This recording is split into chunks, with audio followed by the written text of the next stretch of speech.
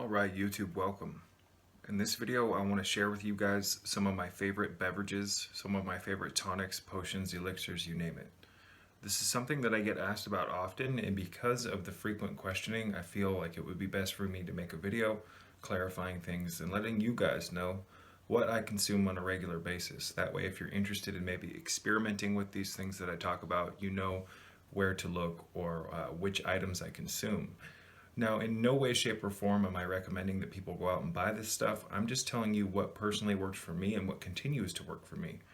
It continues to work for multiple people as well. I've done a lot of research, you guys, and a lot of experimentation with different herbs, different teas, different forms of coffee, different green juice, different potions, different forms of algae. For the last pretty much 10 years of my life, you guys, more than that actually, I actually started to get really interested in health right around senior year in high school, and I graduated in 2007. But it wasn't until a couple years after high school that I really got interested in health and started really applying the principles of health to my life. Now, for those who watch my channel, you know, people who are familiar with a lot of my content, they know that in my early 20s I was a severe alcoholic. But even when I was an alcoholic, I was still consuming a lot of these herbs. I was still doing massive amounts of research on this stuff. My alcoholism was more of me being like a mad scientist. I wasn't using alcohol in the typical sense of how it's used, so to speak. I'm not justifying it in any way, shape, or form. I was a deadbeat. I've lost a lot of time in my life that I can't get back, but I'm just being honest. I was kind of a mad scientist. I would drink massive amounts of alcohol and at the same time research herbs, and there's just an insane time in my life. I'm so glad that's over. But the herbs are something that have helped me, you know, recover from the damage I've done with alcohol and things of that nature. So aside from all that, you guys, let's talk about tea. Let's talk about potions. Let's talk about all this interesting stuff. A lot of the stuff you guys have, a lot of the stuff that I drink is a byproduct of years of experimentation. So as I said earlier, it's just about 10 years of experimentation has led me to where I am now with the different tonics and herbs and things that I put into my system in the form of liquid. So you may be able to save yourself some time and struggle and trial and error by watching this video and using some of the things that I have found through trial and error and repetitive use to be more efficacious and more beneficial for consumption than many of the other things that people are consuming here as teas are here in this world. Excuse me, here in the material world. So, you know, I drink tea every day. In summer, I drink it cold. In winter, I'll drink it cold and hot. Depends on what type of tea I'm drinking. For instance, even if it's really cold out in winter, you guys, I refuse to drink hibiscus hot. There's only a few times that I've done that. Hibiscus flower is disgusting hot. I actually have some hibiscus right here. I buy my hibiscus in bulk. This is Croatian hibiscus flower. Let's open this and show you guys. This has a multitude of different longevity inducing properties. This is a very cleansing effect on the system. It has a beautiful color, you guys. That red is very nourishing. It's high in vitamin C. It's high in anti-inflammatory constituents.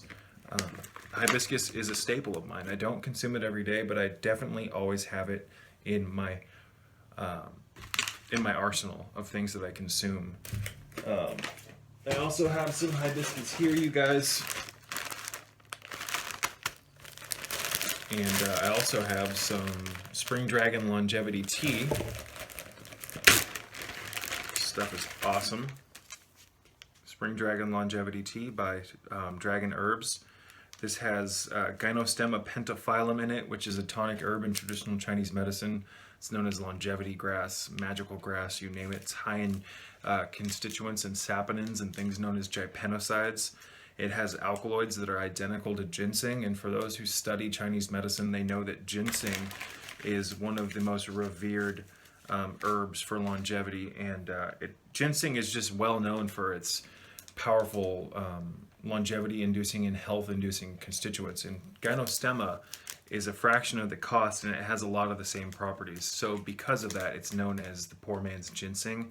And I love Gynostemma. I love ginseng as well, you guys, but quality ginseng is aged ginseng, and most people have never really had quality ginseng. It's very expensive, and oftentimes people who aren't aware of what they're buying get scammed and ripped off. So Gynostemma, in my opinion, at least for the Westerner, is probably the best way to go, unless you grow your own ginseng or have a very reputable supplier. But Spring Dragon Longevity Tea, you guys, has Gynostemma in it.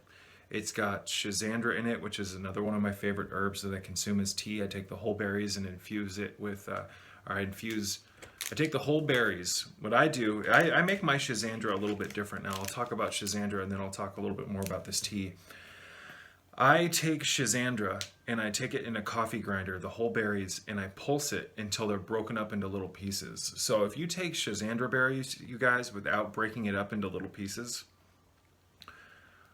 and you brew it in water, what you'll find is that the water, once it's brewed, is kind of see-through. It's not cloudy. And it doesn't really have a grapefruit color to it, a pink. Now, if you take your Schisandra berries and break them apart into a powder in a coffee grinder, and then brew your Schisandra in boiling water, and let it sit, I like to let mine sit for at least an hour until it reaches room temperature. Then I'll strain the pulp out. You will have a beautiful, I'll try to remember to put a picture on the screen of what it looks like. A pink grapefruit flavor. Now, if you break the Schisandra open, you guys, with a coffee grinder, you're going to get a lot more of the essential oils and all the beneficial, most health-promoting constituents out of the Schisandra. So Schisandra is arguably probably one of the, if not the greatest tonic herb of traditional Chinese medicine. The master herbalist Sung Jing Park said that it was the quintessence of healing, so to essentially. It has so many different properties, you guys. It has all 5 flavors of traditional Chinese medicine. It's got sweet, sour, salty, pungent, and bitter, and because of that, it stimulates all 5 major organ systems of traditional Chinese medicine. It's the only herb to enter into the 12 main meridian systems of the bioenergetic system of the human body, the pathways that qi moves through, and it also bypasses into the extraordinary channels and into the 3 main Dantian energy points of the cerebral spinal system. Because of this and all the other various health benefits that I'm not going to get into in this video, Schisandra is absolutely essential in my opinion, and it is an evolutionary Kundalini food. It not only works on the human body, but it works on the mind and the spiritual aspects, the spiritual bodies, the subtle organizing energy fields of the human body. So, Schisandra is in Spring Dragon Longevity Tea. What else is in Spring Dragon Longevity Tea, you might be asking? Well, it's got wolfberry, also known as lycium or goji berry. It's got lo hong guo, and it has astragalus and eleuthero. And eleuthero is also known as Siberian ginseng, you guys. So what's awesome about this stuff is they take Gynostemma, premium grade Gynostemma. I've seen the farms that this stuff is grown on. It's immaculate. Dragon herbs and their products are amazing, but they take an extract. They take the Gynostemma, and then they take the other herbs that are in this tea, and they turn them into an extract, and then they dump that extract over the Gynostemma. So when you're consuming this, you're taking not only but you're taking premium grade Gynostemma that's dried, but you're also taking a powerful extract of some very, very beneficial herbs from the traditional Chinese medicine system. Extracts are my favorite. I love taking dried herbs, again, like the hibiscus. That's how I make my teas, but I really love extracts, you guys, because extracts have the best, most beneficial properties. Extracts are just amazing. I'm surprised more people don't use extracts. Extracts, in my opinion, are kind of, to a large extent, the medicine of the future, and that's just an opinion of mine. But again, Spring Dragon Longevity Tea, you guys, definitely a staple of mine. I love to have it on hand. This is some triple leaf tea, super slim tea. This is an herbal tea. Now, you might be thinking, how does tea make me lose weight? Tea, it sounds like a scam. How does tea make you lose you know, fat. How does it help you burn fat? Well, slimming teas, you guys, usually have laxative herbs, and they don't cause you to lose weight by burning fat. They help you lose weight by helping you get rid of all of the junk inside of your GI tract. So they do actually help you lose weight, but it's not fat. It's all the accumulated waste in your system, and they do work well. Do I have any other teas in here? I've got some high elevation white tea. This is something new that I'm experimenting with that a friend sent me, and I've also got some peppermint tea here. You guys, I like peppermint. It soothes the GI tract. I've got some red Rooibos here mixed with HoneyBush. Red Rooibos I've talked about before, you guys. It's a fermented tea. They take green Rooibos and they ferment it, and it turns into this beautiful red color. And it has a multitude of different anti-cancerous, anti-constituent, or anti-tumor properties. It's got longevity promoting properties. It's got anti-inflammatory constituents. There's so many benefits of African red Rooibos. So I'm just giving you guys some of my favorite potions. I drink Rooibos weekly. I drink coffee all the time as well, you guys. I drink coffee every day. And what I do is I take coffee and I make it with distilled water. I take organic coffee, usually a light roast, and I'll brew about 12 cups of that a day, and that'll last me a few days. And then I will take a teaspoon of a product called Brain Boost by Purity, a company called Purity Natural Beauty, I think it's called. If I didn't pronounce that properly, I will put an annotation on the screen. And I take about a half a teaspoon to a full teaspoon of their Brain Boost product, which has reishi mushroom extract, bacopa extract, black pepper extract, and that really has changed my life in a very profound way. I find that the reishi and the huperzine A and the different properties of things like cordyceps mushrooms in that product are very stabilizing and very uplifting. Again, a lot of the stuff in that product are extracts. Extracts are so incredibly powerful. They pack such a more powerful punch than a lot of just like loose things like loose hibiscus. You can even take a hibiscus extract. So, you know, I'll take algae potions, you guys. I'll take spirulina and put it in my coffee sometimes. I'll take blue-green algae, Aphanosomnum flossaqua blue-green algae, and I will put it in my coffee. But the bulk of what I'm consuming in the form of teas are Gynostemma pentaphyllum, spring dragon longevity tea, hibiscus tea, ginseng tea, peppermint tea, red Rooibos tea, honeybush tea, ginger tea. What else am I consuming in the forms of tea, you guys? Occasionally I'll drink green tea, but I can only drink green tea if I have a full stomach because the tannins make me vomit. I love the taste of green tea, and green tea, you guys, has so many different health benefits. So with a meal, I'll have green tea. I'll take different tension taming formulas, things that have like hops in it and eleuthero. My favorite teas come from the traditional Chinese medicine system. I like the tonic herbs. There's about 27 of these primary tonic herbs that have massive health promoting properties. What's interesting about the tonic herbs, you guys, is they don't only affect the body, but they heavily affect the mind. They're very transformative mentally and emotionally. And that's really important, you guys, because in order for us to transform, we really need to cater to not only our physical bodies with our physical health, but we need to cater to our emotional and mental health. We need to expand our minds. And things like reishi spore extract can help us do that. Things like bacopa extract, if it's made properly, can help us do that. Herbs like gotu kola can help us do that. Things like hibiscus flower, you guys, can help us do that. But the traditional Chinese medicine system, the tonic herbs, there's some serious power in that stuff, you guys. And I'm not just telling you that. I've experienced it, and I continue to experience it. Things like cordyceps mushroom, even things like chaga mushroom, wow. So hopefully this video can shed some light on, you know, the teas that I consume.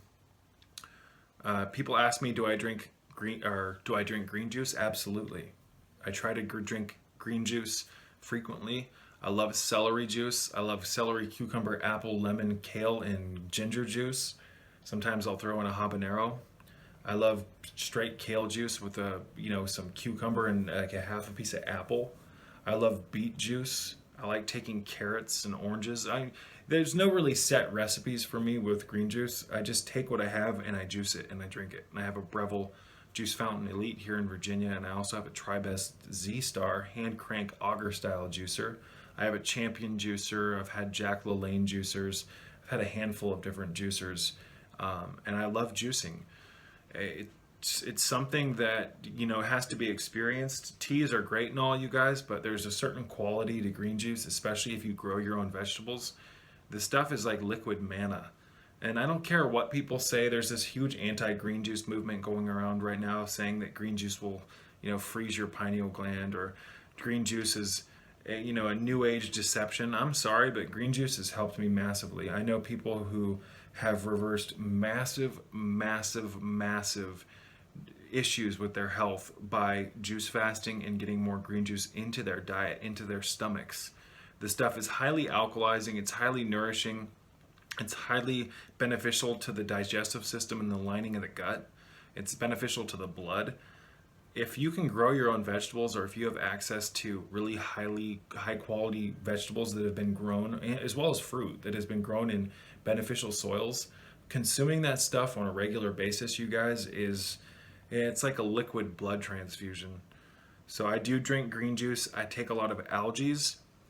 There's a huge anti-algae movement going around right now saying that the fats and the essential fatty acids and things like that in the algae are non-beneficial.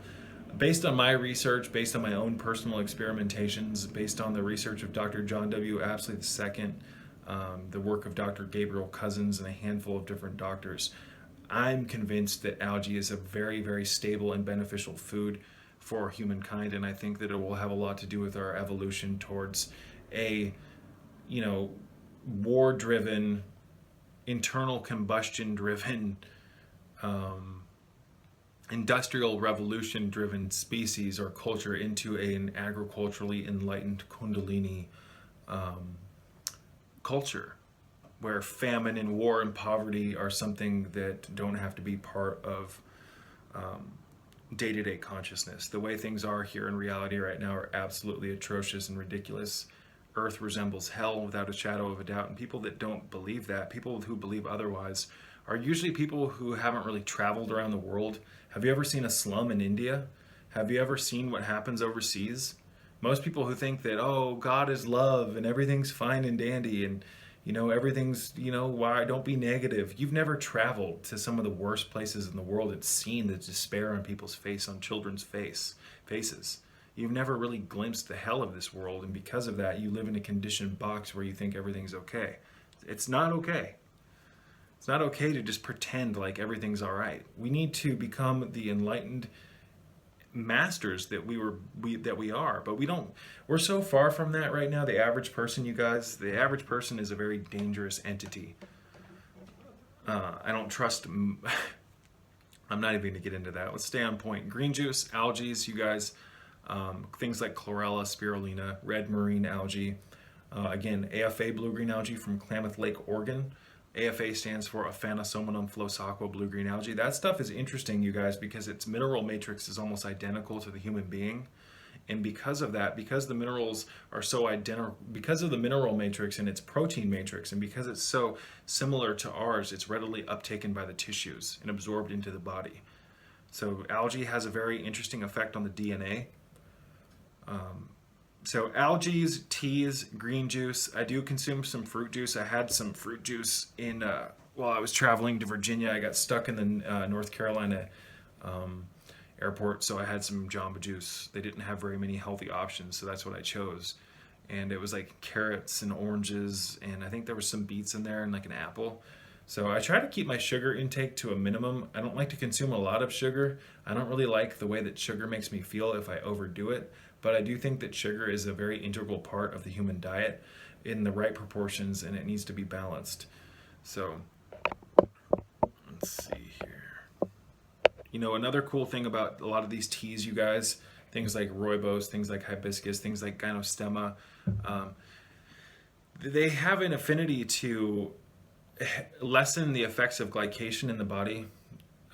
They help remove toxicity. They help clean the blood. Help with the removal and disposal of AGEs, also known as advanced glycation end products. So a lot of benefits to teas. Teas are cheap. A big bag of tea like this peppermint was like $10. And unless you're a total peppermint fiend, this will probably last me 3 to 6 months, maybe a year. Oh, it smells amazing. And I'm going to be growing a lot of peppermint. Once it starts getting warmer, there's a certain species of peppermint that's highly medicinal. Peppermint is really interesting, you guys, because it's very invigorating. It can invigorate the body and the mind and bring battery alert. It can bring massive amounts of mental clarity, and it can reanimate the body with chi. So weak people who are weakened, people who are fatigued, people who are depressed, in my opinion, can benefit greatly from quality peppermint because it goes into the body kind of like lavender and kind of just stimulates and awakens everything. It's a beautiful tea, you guys. It's good for the nerves. It's good for the consciousness. It's good for the blood. It's good for the GI tract, and so is lavender. But this is white tea, you guys. High elevation white tea. A friend of mine sent me this. Awesome stuff. But originally I was gonna show you guys a bunch of the different loose teas that I have, but this is Gynostemma. Why does my camera do that? This is Gynostemma pentaphyllum. This is loose leaf, or not loose leaf. I get this 100.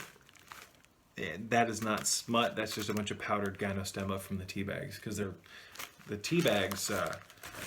This is not premium grade Gynostemma. This particular brand that I'm using, it's kind of what's considered the lesser grade Gynostemma, and because of that, I get 100 bags of this for about $7 from Asian markets. You can find Gynostemma usually at Asian markets, places like 99 Ranch. That's where you can find these boxes of Gynostemma for $7 to $8 for 100 tea bags, and I consume iced Gynostemma, all sorts of different stuff, you guys. But yeah, right now I'll take you into the kitchen and I'll show you a few more things, and then we'll wrap this video up. Alright guys, so I have some Rooibos here. I make Rooibos in my coffee maker, red Rooibos, and it also has HoneyBush in it. HoneyBush is really, really awesome stuff. Do I have any to show you? I thought I did, but maybe another time. Let's show you guys some of the loose herbs. This is chamomile. You can buy this online really cheap. I like to buy herbs in bulk. This is meadowsweet. This is good for headaches. This is passion flower. This is good for relaxation. Sometimes I'll take a teaspoon of that in boiling water, let it cool, and drink that with a little bit of lemon balm before sleep to help me fall asleep. I've got some slippery elm here. Sometimes I'll take that for GI disturbances. Maybe I ate something that I shouldn't have. That can be very beneficial. So can bentonite clay. Bentonite clay is an absorbent. It's kind of like activated charcoal, but it works in a kind of a different way. Got elderberries, you guys. This is for flu season. I take elderberry every day during flu season pretty much.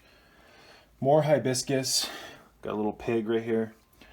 Lemongrass, shepherd's purse, catnip, lemon balm, calendula.